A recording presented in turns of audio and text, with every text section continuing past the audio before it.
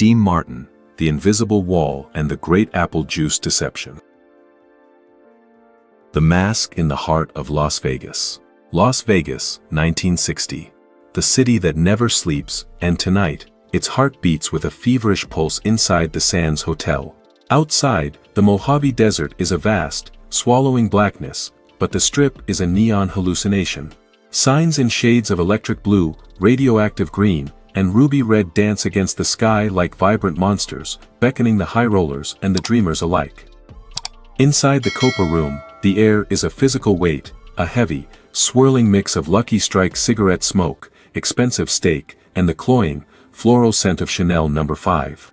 It is a room where destiny is decided on the turn of a card, and the atmosphere is electric, charged with the scent of fresh money, raw power, and a subtle, metallic hint of danger. The crowd, a sea of black ties and shimmering sequins, holds its collective breath. Every eye is fixed on the heavy velvet curtain, where shadows reign supreme. Suddenly, the orchestra swells. Not with a crash, but with a smooth, buttery jazz melody that feels like warm honey poured over silk. A man steps out, but he doesn't just walk, he glides. His polished leather shoes touch the stage floor as if it were made of fine clouds. In one hand, he holds a glass, amber liquid swirling around crystal-clear cubes.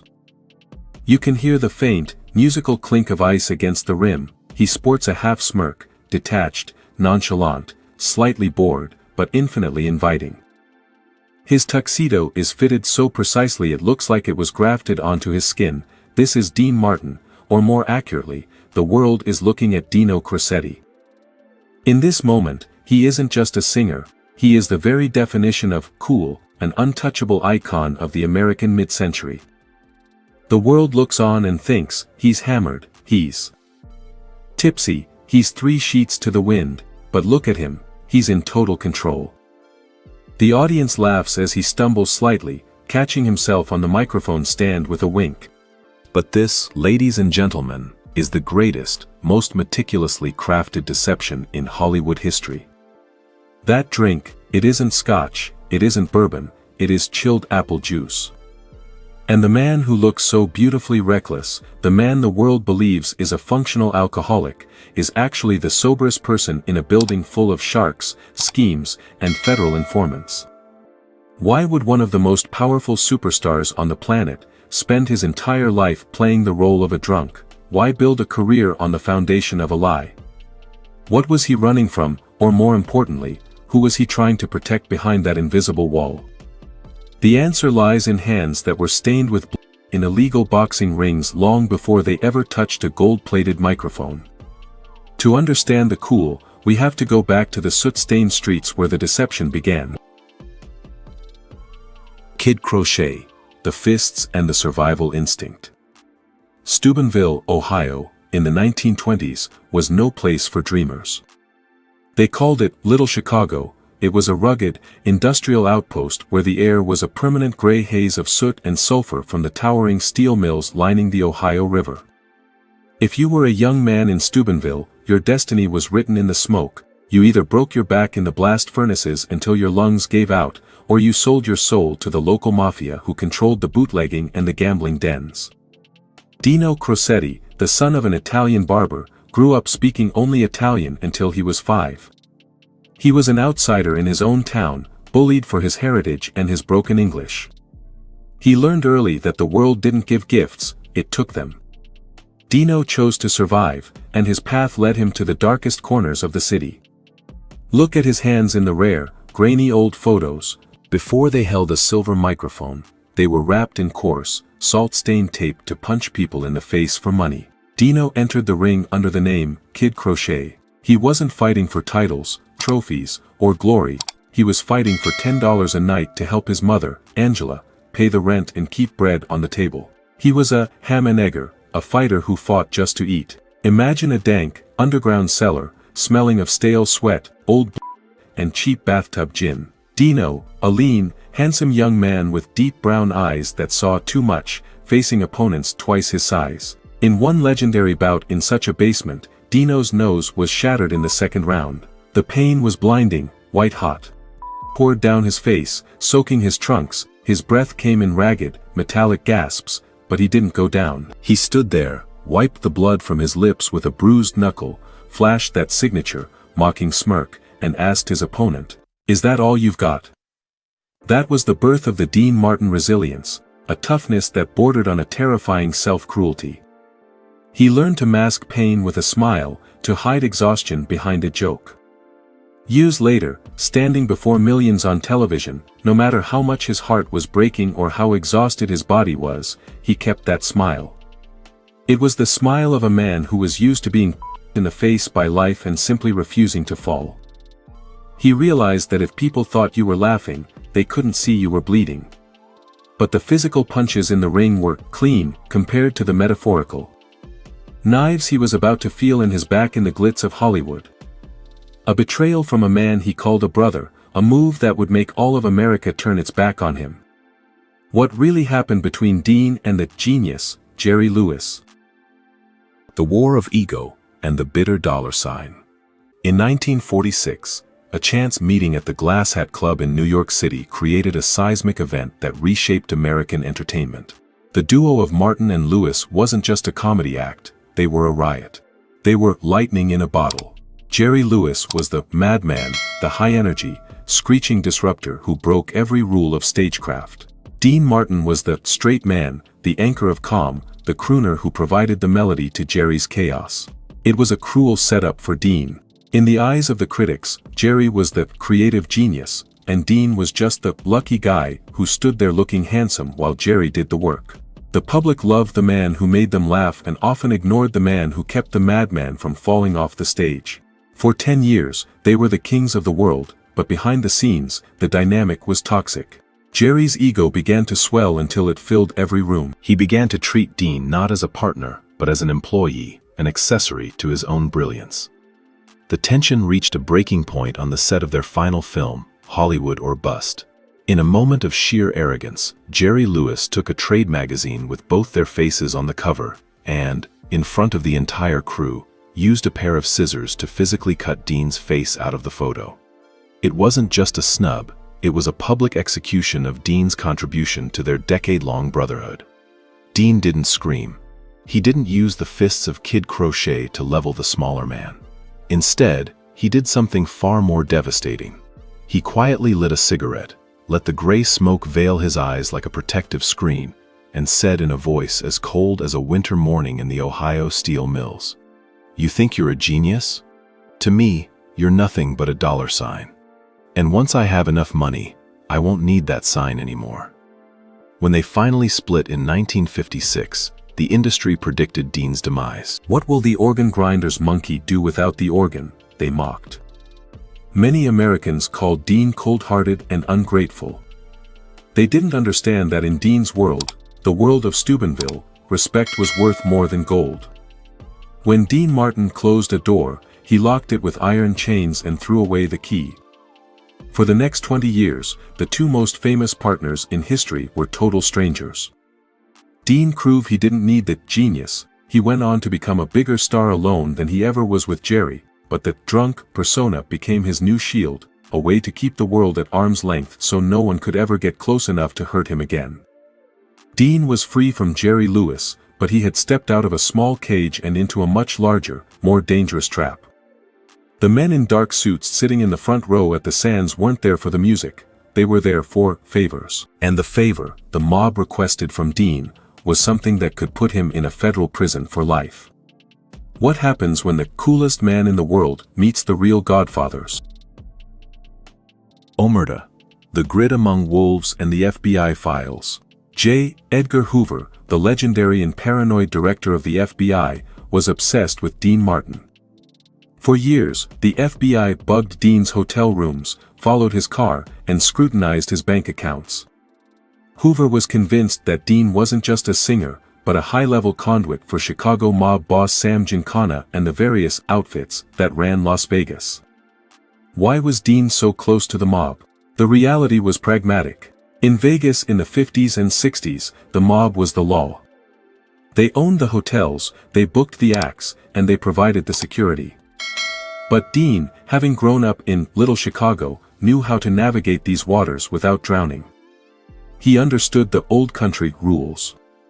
There is a story from the FBI files about a private meeting in a back room at the Villa Capri. Sam Giancana, a man who controlled empires and ordered with a casual nod, asked Dean for a personal favor. He wanted Dean to use his private planes and his connections to move illicit goods, items that didn't need to be seen by customs. It was a test of loyalty. Dean looked the boss, a man who could make anyone vanish into the desert sand, dead in the eye. He didn't blink. He didn't stutter. He channeled the kid Crochet who refused to fall. He said, "Sam, I'll sing for you until my lungs give out. I'll drink with you until the sun comes up, but I don't work for you. I'm a singer, not a gunman, don't confuse the two." Giancana was stunned. Most people trembled in his presence. But Giancana simply laughed and let him go. The mob respected Dean because he lived by Omertà, the Italian code of silence. He saw everything, he heard everything, but he said absolutely nothing. He was a stand-up guy in a world of rats. The FBI agents listening to the tapes were perpetually frustrated. They wanted to hear talk of hits, shipments, and money laundering. Instead, they heard thousands of hours of Dean practicing his scales, calling his wife Jean to ask if the kids had finished their homework, and loud, rhythmic snoring. They wanted a criminal mastermind.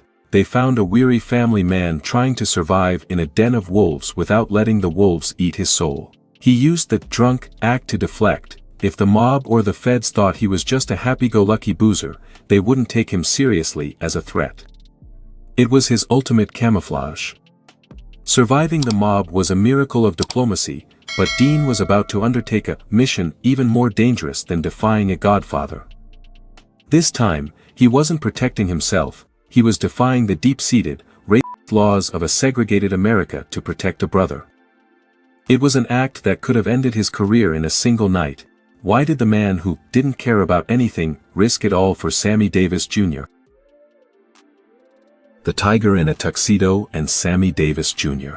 In the early 1960s, Las Vegas was a paradox. It was the Monte Carlo of the West, but it was also as segregated as the Deep South. If you were black in Las Vegas, you were a second-class citizen, even if your name was in lights on the marquee. Sammy Davis Jr., a founding member of the Rat Pack and a man Dean loved like a brother, faced indignities that are hard to imagine today. Sammy could perform on the main stage to standing ovations, but the moment the curtain fell, he wasn't allowed to stay in the main hotel, use the white bathrooms, or even enter through the front door. One humid evening, a junior manager at a major resort stopped Sammy at the back entrance, near the trash bins, telling him he had to enter through the kitchen. Dean Martin was standing nearby, leaning against a pillar, adjusting his gold cufflinks. He didn't give a flowery speech about civil rights. He didn't call a press conference. He simply walked over, hooked his arm firmly through Sammy's, and began walking straight toward the grand front entrance. When the manager, sweating and stammering, tried to cite the rules and the management policy, Dean stopped. He didn't raise his voice. He just squinted his eyes, the warmth vanishing from his face. "That rule just expired," Dean said quietly. "If Sammy isn't in the dressing room next to mine, and if he isn't eating in the dining room with me, the stage goes dark tonight. And I'm sure you don't want to be the one to explain to Frank Sinatra why his $1 million show was cancelled because of you, do you?" The manager backed down. That night, the color barrier in that hotel was shattered. Dean did it because he remembered, being Dino, the Italian kid from the wrong side of Steubenville whom people looked down on. He knew the sting of being less than. His kindness wasn't a PR stunt. It was the empathy of a man who had climbed out of the dirt and refused to leave his friends behind in it. He used his cool as a weapon for justice. Just as the world began to see Dean as a hero of conscience and a titan of industry, he suddenly became the laziest man in television history. He signed a record-breaking $1 million contract with NBC but refused to rehearse, do sound checks, or even learn his guests' names. People thought he was too arrogant or, again, too drunk to work. But the truth behind this laziness was a psychological masterstroke. What was he really doing? The Lazy Genius and the Psychology of Effortlessness. The Dean Martin Show on NBC was a cultural juggernaut. It ran for 9 years and made Dean the highest-paid entertainer in the world. But Dean's contract was a work of art in itself. He only worked on Sundays. He would fly in, tape the show in a few hours, and fly out. He read everything, every joke, every lyric, from cue cards held off camera. The critics were baffled. They called him lazy. They said he was mailing it in. But Dean understood the psychology of the American audience better than any network executive. He once told a close friend, "The audience doesn't want to see me being perfect. They see enough perfect people who make them feel inadequate. They want to see me mess up, laugh at myself, and forget a line. It makes them feel like I'm just like them. Just a guy having a drink and trying to get through the week." He turned mistakes into comedy gold. If he tripped over a word, he blamed the liquor in his glass, the apple juice, and the audience would roar with relatable laughter. Behind the laziness was a sophisticated, calculated effortlessness. He taught Hollywood a profound lesson. Don't just work hard, work smart. He used the other 6 days of the week for what he truly loved, playing golf in the California sun and being home for dinner with his children at 6 p.m. sharp. He was the only person in the high-pressure Hollywood meat grinder who knew when to stop. He had built a wall between his public persona and his private soul, and for a long time, it worked perfectly. Dean thought he had finally mastered the game of life. Until a snowy night in 1987 changed everything. A single phone call tore down the invisible wall Dean had spent 40 years building. It was an event so horrific, it didn't just take his son, it took Dean Martin's reason to live. What really happened on that mountain in San Bernardino, and why did the music die that night? Destiny's knockout blow, 1987. In March 1987, the cool evaporated. Dean's eldest son, Dean Paul Martin, a man who was a carbon copy of his father's charm but with a thirst for high-altitude adventure, was a captain in the Air National Guard. During a routine training mission in a blizzard, his F-4 Phantom jet slammed into the side of a mountain in the San Bernardino National Forest. When the news reached Dean, he didn't scream. He didn't break furniture. He just went silent. It was a silence so profound it signaled the death of a soul. For 3 days, while search teams looked for the wreckage, Dean sat motionless in his darkened living room, staring into the void. When the wreckage was finally found, the invisible wall he had built for 70 years to protect himself from the world finally crumbled into dust. Frank Sinatra, his closest friend, tried to save him. He organized a "Together Again" tour in 1988 with Dean and Sammy Davis Jr., hoping the lights and the applause would bring Dean back to life. But the fire in Dean's eyes was gone. On stage in Chicago, the mask slipped completely. He forgot his lines, not as a joke this time, but out of genuine, haunting despair. He looked out at the crowd, then at the glass in his hand, and he walked off mid-show. He told Frank, "My soul stayed on that mountain. I'm just the ghost left behind." Dean retired into the deep shadows. He spent his final years in a routine of heartbreaking solitude. He would eat alone at the same Italian restaurant every night, sitting in a booth at the back. He would have his glass of drink, still mostly juice or a weak mix, and stare at the door, waiting for a son who would never walk through it. The kid Crochet who could take any punch had finally found a blow he couldn't deflect. The legacy of the sober gentleman. On Christmas Day, 1995, the man the world knew as Dean Martin breathed his last.